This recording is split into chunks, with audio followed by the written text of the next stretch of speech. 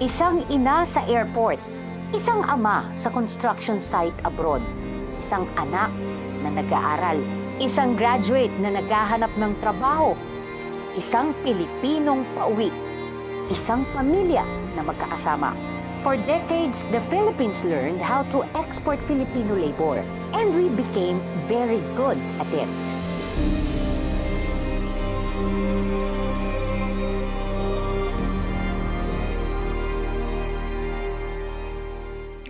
Kapag sinabi nating export, ano ang naiisip natin? Mango, banana, electronics, semiconductors, at iba pa. Pero may isang export ang Pilipinas na hindi inilalagay sa container, hindi binabalot, hindi nilalagyan ng barcode. Ito ay mga Pilipino.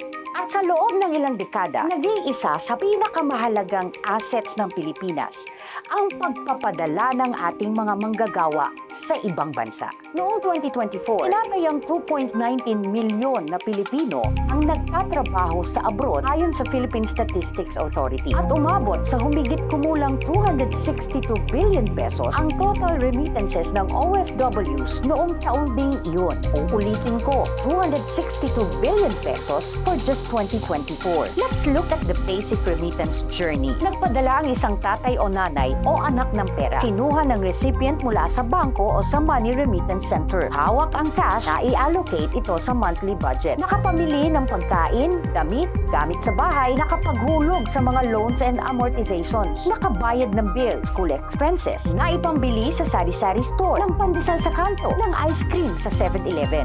Buhay na umiikot ang remitted money. Para sa isang pamilyang Pilipino, ang OFW salary ay dahilan kung bakit na itatawid ang pamilya. Pero may katotohanan na mas mahirap sagutin. Magkano ang tunay na halaga ng isang Pilipinong kailangang umalis para magkaroon ng desenteng buhay?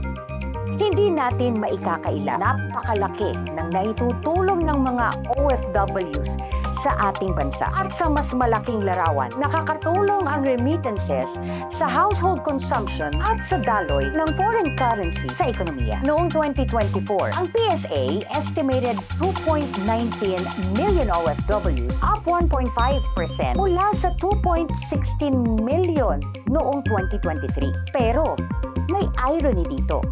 Habang mas nagiging mahalaga ang OFW sa ating ekonomiya, mas kailangan nating itanong kung bakit napakaraming Pilipino ang kailangang maging OFW. Kasi kung ang success indicator natin ay mas maraming Pilipino ang nakapagtatrabaho sa abroad, parang sinasabi na rin natin na successful ang Pilipinas kapag kailangan ng ibang bansa ang ating mga manggagawa. Pero paano kung baligtarin natin? What if the measure of success is mas maraming Pilipino ang may magandang trabaho dito? Dito nagiging complicated ang OFW dynamics dahil bawat taon may mga bagong batch ng graduates. May diploma, may pangarap, excited, ready to conquer the world.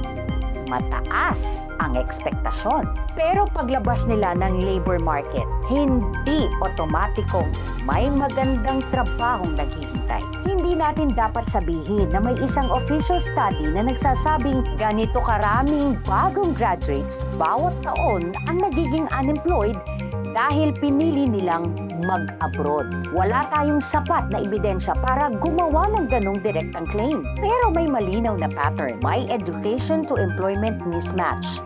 Tama? Observe mo. Matagal nang pinag-aaralan ng Philippine Institute for Development Studies ang mismatch sa pagitan ng skills ng graduates at requirements ng labor market. At mas malawak pa rito ang problema. Noong March 2026, tinatayang 2.58 million Filipinos ang unemployed. Noong April 2026, nananatiling mataas ang unemployment rate sa 4.7%. At ang mas malaking concern, underemployment. May trabaho ka pero kulang ang oras, kulang ang kita, o hindi tugma ang trabaho sa skills mo. At dito pumapasok ang abroad. Imagine yourself as a fresh graduate. May local job offer, entry level, low starting salary, limited career progression. Tapos may nakita kang overseas opportunity na several times higher ang potential income. Ano ang mas rational? May PIDS research na tumingin mismo sa migration intentions na humigit kumulang 2,500 Philippine college students. Ibig sabihin, ang idea ng pag-alis ay hindi lamang nangyayari pagkatapos ng graduation. Para sa bahagi ng kabataang Pilipino, kasama na ito sa kanilang future planning habang nag-aaral pa lamang. At ito ang dapat nating pag-isipan. Hindi na lamang OFW ang pumipili na umalis. May mga kabataang maaga pa lang iniisip na nila ang pag-alis bilang career strategy. Pero may isang bahagi ng OFW economy ang hindi lumalabas sa bank statement. Ang pamilya at ang bawat miyembro nito. Research supported by ILO has examined the relationship between migrant parents' absence and the educational experiences of children left behind. At mas malawak na migrant health research has also documented concerns involving the health and well-being of families left behind. Hindi ibig sabihin nito na lahat ng OFW families ay nasisira. Hindi. Maraming pamilya ang mas gumaganda ang buhay. Maraming anak ang nakakapagtapos. Maraming relasyon ang nananatiling matatag pero may cost. Emotional cost, parenting cost, relationship cost, at minsan, generational cost. Kaya kapag sinabi nating malaki ang ambag ng OFWs sa Pilipinas, totoo yun. Pero meron tayong dapat idagdag. At may kapalit din na sakripisyo ang ambag na yun. So, matatapos ba ang OFW eco-cycle situation? Honestly, hindi agad. At hindi rin dapat yun ang goal. Kaya ano ang unang dapat gawin? Make Philippine jobs competitive. Hindi lang dapat may trabaho. Dapat may decent wage, benefits, security, career progression, at pagkakataong magkaroon ng disenteng buhay. Ikalawa, fix education to employment mismatch. Dapat alam ng schools kung anong skills ang kailangan ng mga industriya. At dapat alam din ng mga estudyante kung saan talaga papunta ang degree niya. Ikatlo, treat OFWs as human capital, not merely sources of remittances. Protektahan sila. Ihanda sila. Bigyan ng financial education. May realistic structure para makapagplano. At kapag umuwi sila, gamitin ang kanilang international skills, experience, capital at networks para sa local economy. Ikaapat, create opportunities that make staying attractive. Hindi natin kailangang isara ang airport. Hindi natin kailangang pigilan ang mga Pilipino na mangarap mag-abroad. Ang kailangan natin, isang mindset na hindi necessity ang pag-alis. Choice ito.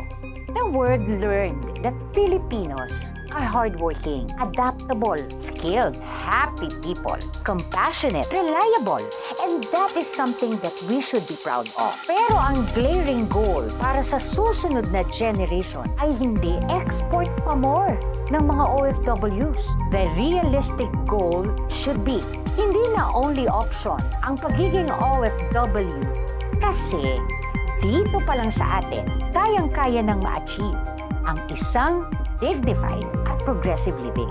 Dahil ang OFW ay hindi lamang export asset. Siya ay Pilipino. Imagine this. Booming ang local economy. Kabi-kabila ang mga investments ng mga kumpanya. Maraming skilled, professional, at careered ang kailangan. Very competitive ang sahod. Higit sa sapat para sa maayos at masayang buhay. Ang pamilya, buo, sama-sama, naghahaponan na kumpleto. Dinig mo ang tawanan. At wala na sa usapan ang pag-alis ng bansa para maging OFW. Dahil ang bayan at ang gobyerno natin, sinisiguradong may dignified living ang bawat pamilya ni Juan de la Cruz.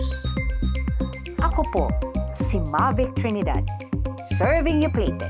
Dahil hindi natatapos ang kwento sa issue, kundi nagsisimula sa kung ano ang magiging aksyon natin ukol dito.